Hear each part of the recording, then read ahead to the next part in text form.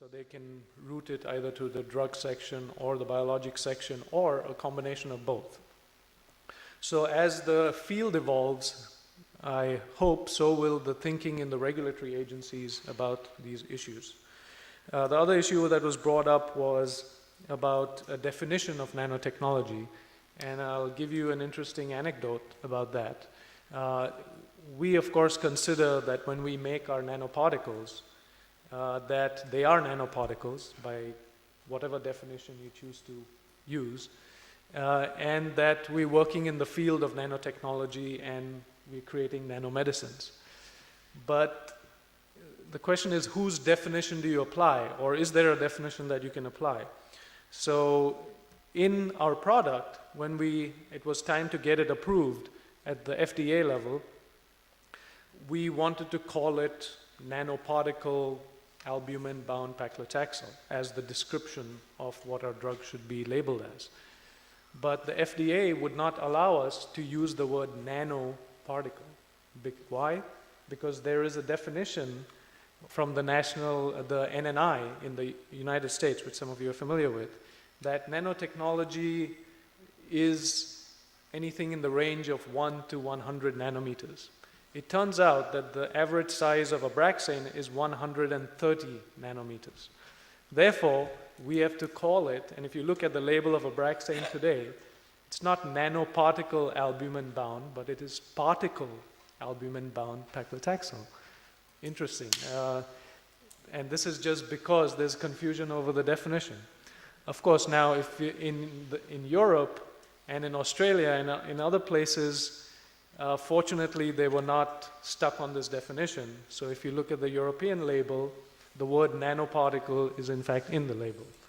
So there's some interesting inconsistencies, and it would be useful actually across the world for the agencies to harmonize their thinking.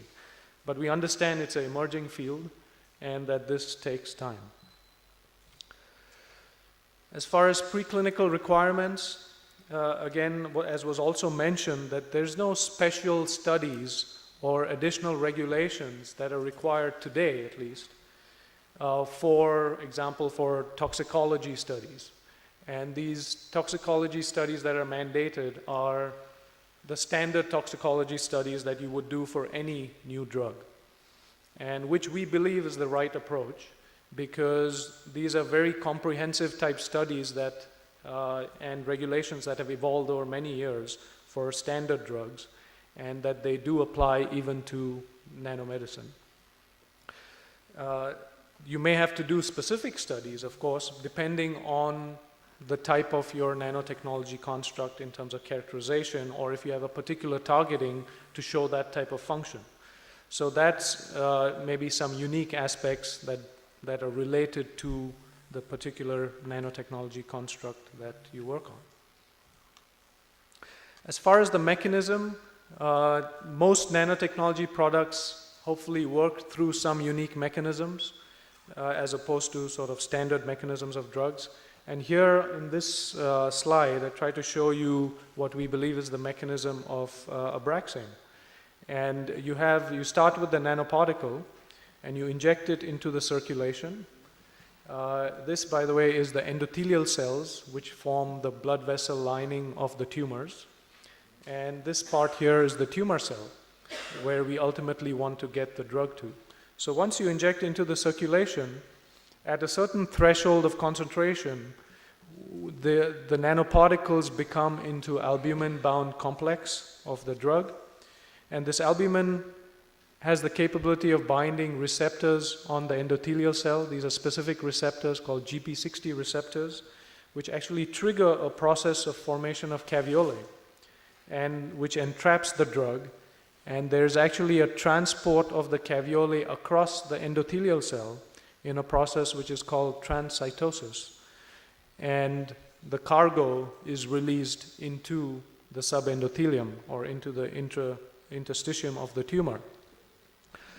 Also, what's very interesting is that tumors, many different tumor types, secrete the protein which is called SPARC, which is an albumin binding protein. And because of that, we can get enhanced accumulation of the drug in the tumor. And at the right moment, the drug is released from albumin and enters the tumor cell and causes apoptosis and tumor cell death.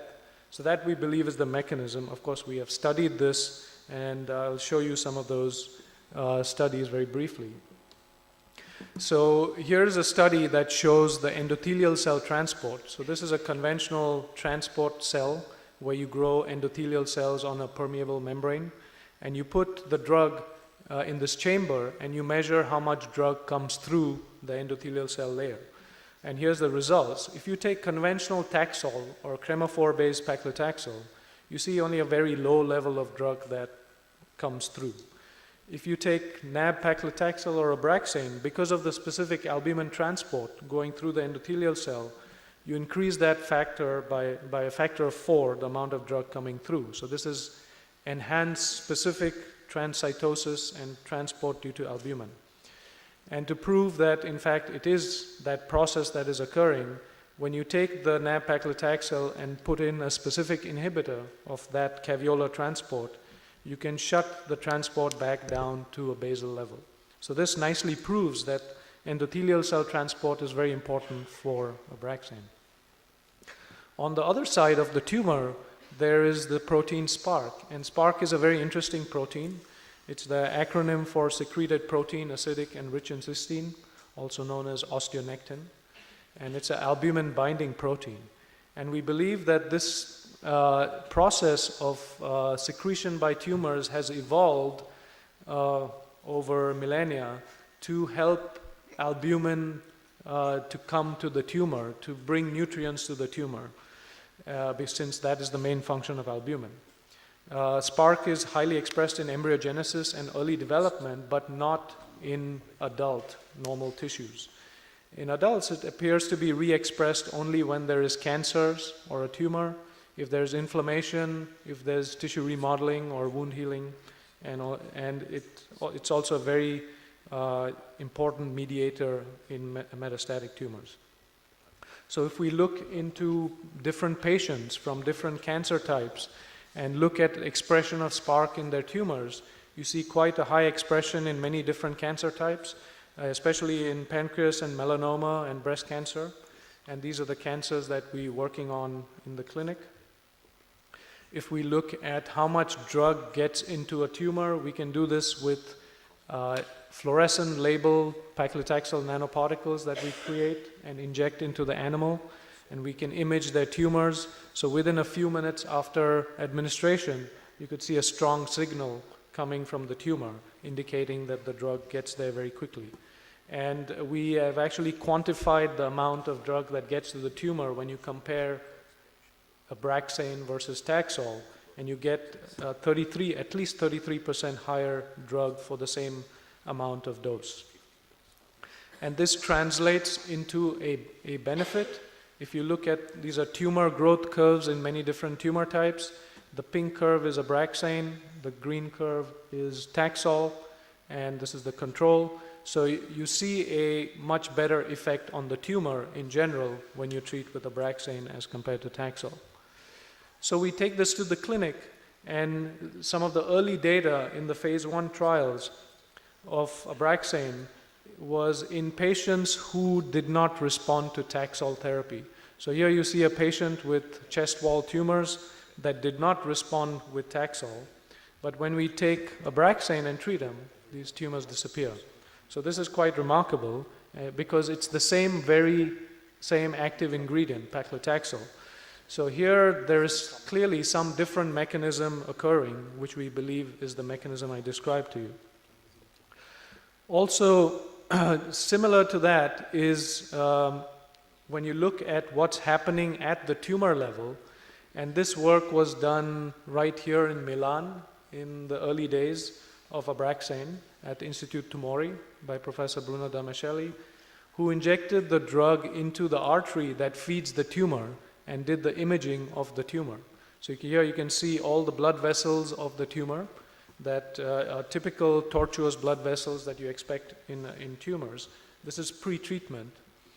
And then post-treatment, within one cycle, you see a rapid shrinkage of the tumor and a cropping of all of these blood vessels. So this is the first time we saw an effect directly into the tumor and visualizing the tumor in a real patient and looking at what the drug can do. So based on these data, we ultimately ended up with a phase 3 clinical trial, which was required for approval, a head-to-head trial of Abraxane versus Taxol in 460 patients.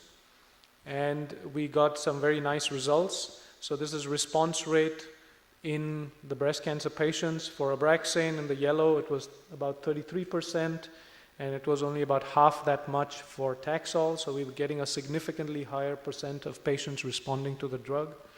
And this is just the responses across all the different lines of therapy, etc. And so also we saw an increased time to tumor progression, and we saw prolonged survival in patients who had received the drug for greater than first-line therapy. And so on the basis of this data, the drug was approved in the United States by the FDA in 2005. And we used these same clinical trials for the ultimate approvals in different countries around the world.